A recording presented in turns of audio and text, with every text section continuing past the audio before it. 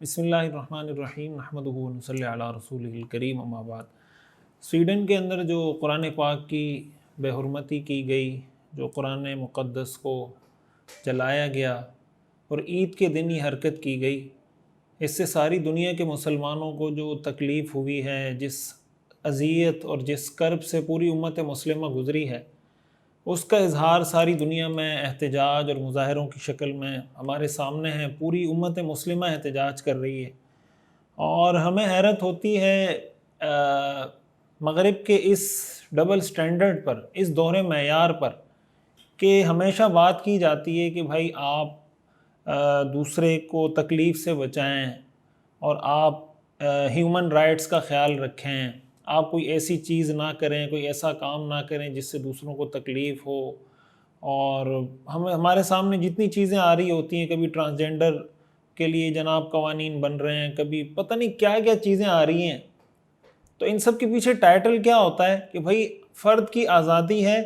آپ اس کو وہ کام کرنے دیں جو وہ کرنا چاہتا ہے، اور آپ منع کیوں نہیں کر سکتے؟ منع اس لیے نہیں کر سکتے کہ آپ اس کو منع کریں گے، اس سے اس کی دل آزاری ہوگی۔ اس دل آزاری سے بچانے کے لیے کوئی انسان کتا بنتا ہے تو کتا بن جائے، گدھا بنتا ہے تو گدھا بن جائے، بلی بنتا ہے تو بلی بن جائے، مرد عورت بننا چاہے، عورت مرد بننا چاہے، آپ اس کو منع نہ کریں اس لیے کہ تکلیف ہوگی۔ جب ایک حرکت سے پوری دنیا کے مسلمان، 1.5 ارب سے زیادہ مسلمان، ان کو تکلیف ہو رہی ہے، تو اس کے لیے آپ کوئی قانون کیوں نہیں بناتے؟ اگر آپ اس کے لیے قانون نہیں بناتے، اس کا مطلب یہ آپ ڈبل سٹینڈرڈ، اس کا مطلب آپ انسانوں کو تکلیف سے نہیں بچانا چاہتے، آپ ہیومن رائٹس کے علم بردار نہیں ہیں، آپ دنیا کو دکھانا یہ چاہتے ہیں کہ آپ بڑے ہیومن رائٹس کے علم بردار ہیں۔ حقیقت میں آپ اپنا وہ لامذہبیت کا ایجنڈا، اپنا وہ ایتھیزم کا ایجنڈا، اپنا وہ دین بیزاری کا، اسلام بیزاری کا، اسلاموفوبیا کا وہ ایجنڈا دنیا پہ مسلط کرنا چاہتے ہیں۔ آپ مجھے بتائیں کہ اگر سویڈن کی حکومت،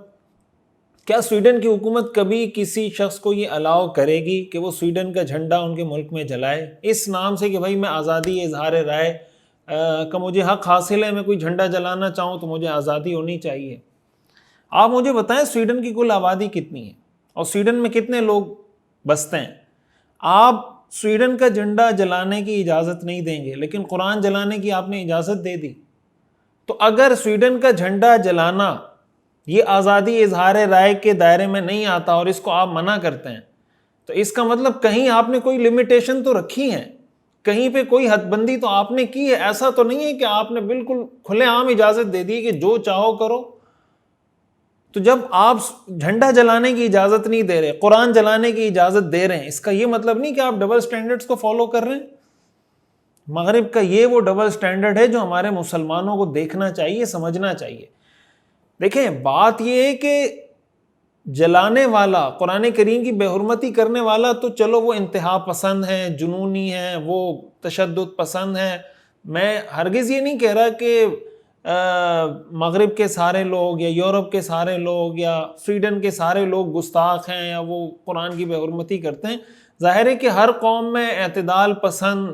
اور انصاف کی بات کرنے والے لوگ موجود ہوتے ہیں، لیکن میرا سوال سویڈن کی حکومت سے یہ ہے کہ اگر آپ نے یہ لیمیٹیشنز رکھی ہیں اور آپ وہاں پر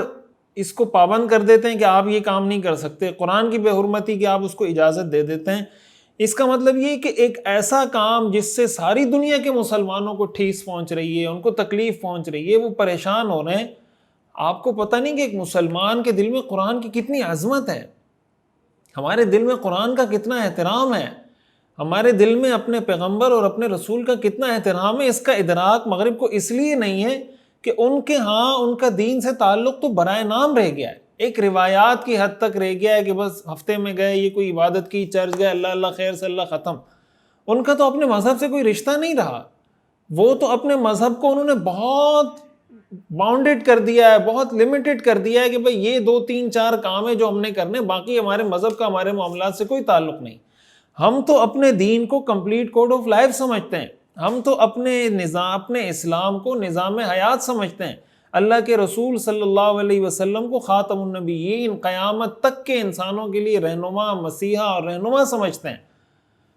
ہمارے دلوں میں اپنے پیغمبر کے لیے، اپنی مقدس کتاب کے لیے بہت احترام موجود ہے۔ ایک انسان اپنی جان، اپنا مال، اپنی فیملی، اپنا سب کچھ وارنے کے لیے، قربان کرنے کے لیے تیار ہوتا ہے اگر خدا نخواستہ اس کے سامنے قرآن کی یا صاحب قرآن کی بے حرمتی کی جائے۔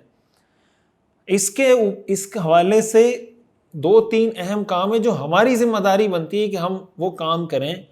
تاکہ آئندہ کے لیے اس کو روکنے کا ہم کوئی سد باب تو کر سکیں، ہم اپنا کوئی رول تو پلے کر سکیں۔ پہلی بات، سوشل میڈیا پر بھرپور طریقے سے آواز اٹھائیں، ٹرینڈ بنا کے چلائیں کہ بھائی ہمیں یہ گستاخی، یہ بے حرمتی ہرگز قابل قبول نہیں ہے۔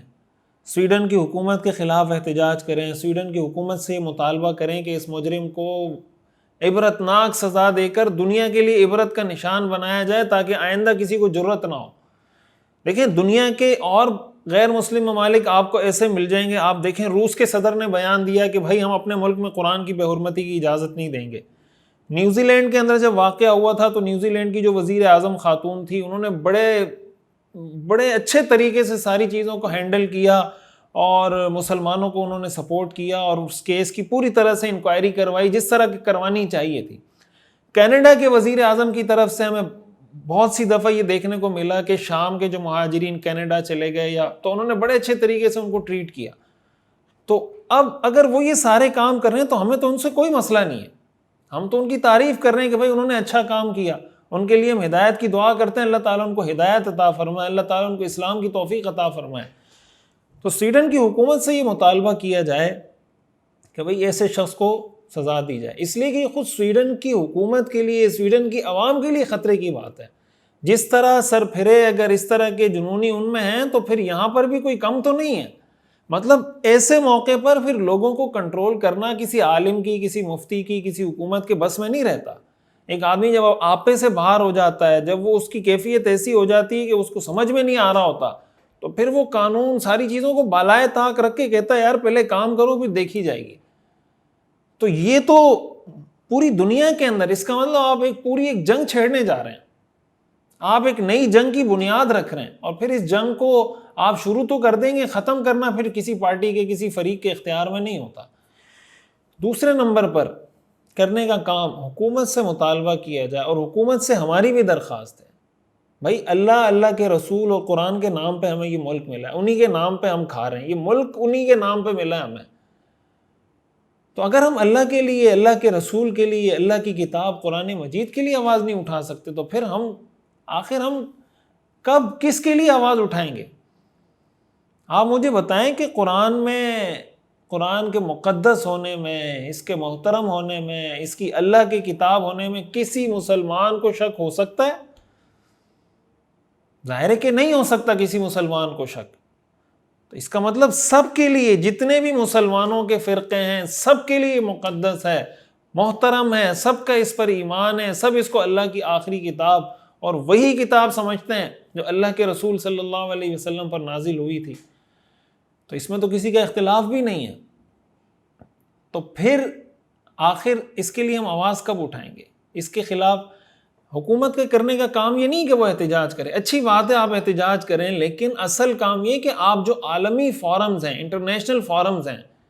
وہ چاہے OIC کا فورم ہو، وہ یونائٹڈ نیشن کا فورم ہو، کوئی اور ایسا انٹرنیشنل فورم ہو جس میں اور ممالک کے وزرائے اعظم اور ممالک کے مندوبین آتے ہیں، وہاں پر یہ قرارداد پیش کی جائے، وہاں پہ ایسی کوئی قانون سازی کی جائے عالمی سطح پر کہ آئندہ کے لیے کوئی بدبخت اس طرح کی حرکت کرنے سے پہلے 1000 دفعہ سوچے۔ اور اگر ہمارے حکمران یہ قانون بنوانے میں کامیاب ہو جاتے ہیں تو میں سمجھتا ہوں یہ ہمارے لیے، ہمارے حکمرانوں کے لیے ایک صدقہ جاریہ ہوگا، دنیا میں اکنامی کا ذریعہ ہوگا، ساری دنیا کے مسلمان دعائیں دیں گے۔ ان کے دلوں کو جو تکلیف پہنچی ہے، جس طریقے سے دل زخمی ہوئے ہیں، اگر یہ کام ہو جاتا ہے، اس طرح کی کوئی قانون سازی ہو جاتی ہے، اور پوری دنیا کے اندر جو اسلامو فوبیا کا پورا ایک سلسلہ چل پڑا ہے، اسلام کے خلاف پروپیگنڈے کا جو ایک سلسلہ چل پڑا ہے، اس کے خلاف ہمارے مسلمان حکمرانوں کو آواز اٹھانی چاہیے۔ حیرت کی بات یہ ہے کہ ہم بہت سی دفعہ دین اسلام کے بہت سارے کاموں پر خود ایک معذرت خواہانہ رویہ اختیار کر لیتے ہیں کہ نہیں ہمارے دین میں تو یہ کام اصل میں اس لیے تھا اور یہ اصل میں اس لیے تھا۔ بھائی دین کا ایک کام ہے، آپ اللہ کا ایک حکم ہے، اللہ کے رسول کا ایک حکم ہے، قرآن کا حکم ہے، ہمیں اس پہ کوئی شرمندگی نہیں ہے، ہم ہرگز قرآن کے کسی حکم پہ شرمندہ نہیں، ہمیں کوئی معذرت خانہ رویہ اختیار کرنے کی ہرگز ضرورت نہیں۔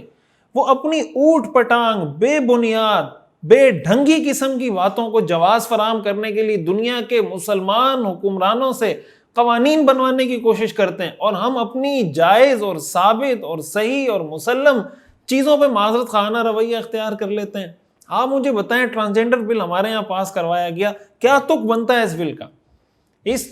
اس بل کا ایک مسلمان حکومت میں، مسلم ملک میں کیا تک بنتا ہے؟ ایسی چیز جو عقل کے خلاف ہے، دین کے خلاف ہے، روایات کے خلاف ہے، اقدار کے خلاف ہے، ہماری کلچر کے خلاف ہے، اخلاقیات کے خلاف ہے، ہر لحاظ سے غیر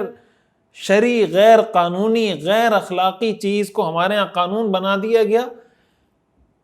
ان کو تو اس پہ کوئی شرم نہیں آ رہی۔ ہم جب احتجاج کرتے ہیں تو وہ کہتے ہیں بھئی ہم تو یہ انسانی حقوق کے لیے کر رہے ہیں، ہم جب قرآن کی کوئی بات آتی ہے تو ہم بڑے عجیب سے پتہ نہیں تعویلات شروع کر دیتے ہیں۔ ہمارے ہاں بہت سارے ایسے اسکالرز بھی ہیں جو قرآن حدیث کی بہت ساری باتوں پہ جناب ایسے ہی کوئی ان کی کیفیت ہو جاتی ہے کہ پتہ نہیں کیا ہو گیا یہ۔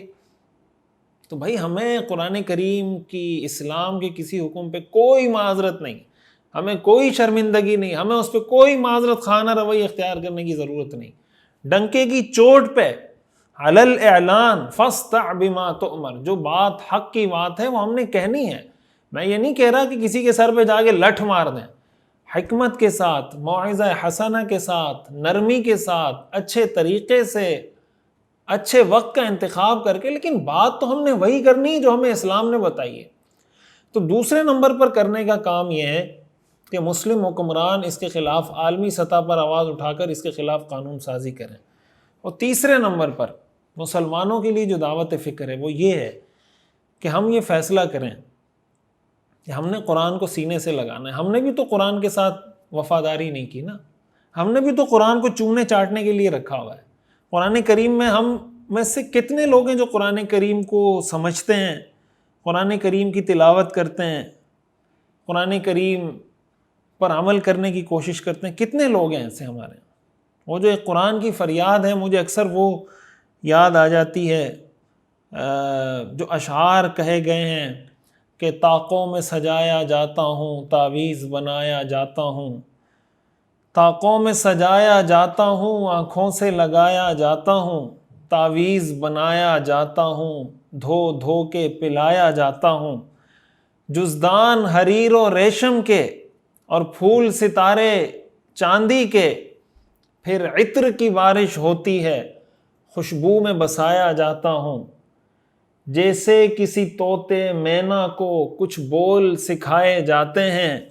اس طرح پڑھایا جاتا ہوں، اس طرح سکھایا جاتا ہوں، جب قول و قسم لینے کے لیے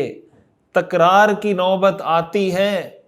تب میری ضرورت پڑتی ہے، ہاتھوں میں اٹھایا جاتا ہوں، دل سوز سے خالی رہتے ہیں، آنکھیں ہیں کہ نم ہوتی ہی نہیں، کہنے کو میں ایک ایک جلسے میں پڑھ پڑھ کے سنایا جاتا ہوں، نیکی پہ بدی کا غلبہ ہے، سچائی سے بڑھ کر دھوکہ ہے، ایک بار ہنسایا جاتا ہوں، 100 بار رلایا جاتا ہوں، یہ میری عقیدت کے دعوے قانون پہ راضی غیروں کے ہیں، میری عقیدت کے دعوے قانون پہ راضی غیروں کے، یوں بھی مجھے رسوا کرتے ہیں، ایسے بھی ستایا جاتا ہوں، کس بزم میں میرا ذکر نہیں، کس عرس میں میری دھوم نہیں، پھر بھی میں اکیلا رہتا ہوں، مجھ سا بھی کوئی مظلوم نہیں۔ ہم نے قرآن کریم کے ساتھ یہی کیا ہے، بچی کو رخصت کرنا ہو قرآن کے سائے میں رخصت کر دیا، قسم لینی ہو تو قرآن اٹھایا اور کہا کہ بھئی قرآن پہ ہاتھ رکھ کے اور قسم لے لیں، اور اچھا سا کوئی ریشم کا کوئی اس کا جزدان بنا کے اس کو خوشبو لگا کے کسی تاقچے میں رکھ دیں۔ قرآن کے ساتھ ہم نے کیا کیا ہے؟ یہ قرآن گھر کا سسٹم بنانے والی کتاب ہے، یہ بازار کا سسٹم بنانے والی کتاب ہے، یہ ملک کا قانون بنانے والی کتاب ہے، یہ پارلیمنٹ کی کتاب ہے، یہ عدالت کی کتاب ہے، یہ بازار کی کتاب ہے، یہ گھر کی کتاب ہے، یہ مسجد کی کتاب ہے، یہ معاشرے کی، یہ کلچر کی، یہ سوسائٹی کی، یہ ہمارے پورے نظام حیات کو بنانے والا ایک دستور العمل ہے۔ ہم نے قرآن کے ساتھ کیا کیا ہے؟ تو اس پر بھی تو تھوڑا غور کریں۔ اگر ہم آج سے یہ فیصلہ کر لیں، چلیں اس بے حرمتی سے ہم یہ سبق سیکھ لیں کہ آج کے بعد ہم نے قرآن کریم کا تلفظ بھی پڑھنا ہے، اس کے الفاظ بھی سیکھنے ہیں، اس کا ترجمہ بھی سیکھنا ہے، اس کی تشریح بھی سیکھنی ہے، اور قرآن کریم کو سمجھنے کی کوشش بھی کرنی ہے، اپنے بچوں کو بھی پڑھانا ہے اور اس پر عمل بھی کرنا ہے، اور قرآن کا پیغام آگے لوگوں تک بھی پہنچانا ہے۔ ہم اس کو اپنی زندگی کا مشن بنا لیں۔ ہماری زندگی کا مشن تو پیسے کمانا ہے، تو پیسے کمانے سے تو اسلام نہیں روکتا، لیکن پیسے کمانا انسان کی زندگی کا مشن تو نہیں ہے۔ ما خلقت الجن والانس الا لیعبدون، مشن تو یہ ہے کہ عبادت کریں، اللہ کے پیغام کو آگے پہنچائیں۔ تو پہلی بات یہ کہ ہم اپنا احتجاج سوشل میڈیا پہ کروائیں۔ دوسری بات، حکومت یہ کام کرے، ہم حکومت سے مطالبہ کریں کہ بھائی آپ عالمی سطح پر اس کے خلاف قانون سازی کریں تاکہ آئندہ یہ حرکت نہ ہو۔ تیسرے نمبر پر جو ہمارے کرنے کا کام ہے کہ قرآن سے ہم نے جو بے وفائی کی ہے، ہم قرآن کو سینے سے لگائیں اور یہ عزم کریں، دنیا کو یہ بتائیں کہ آج تم نے ہمیں بے حرمتی کر کے اس بات کے لیے بیدار کر دیا ہے، ہم آج تک سوئے ہوئے تھے، آج ہم بیدار ہوئے ہیں، اور اب ہم جب قرآن کو سینے سے لگائیں گے، اس سے جو تمہیں تکلیف ہوگی تو تمہیں پتہ چلے گا کہ تم نے قرآن کی بے حرمتی کر کے بہت بڑی بھول تمہاری تھی، بہت بڑی غلطی تم نے کی تھی۔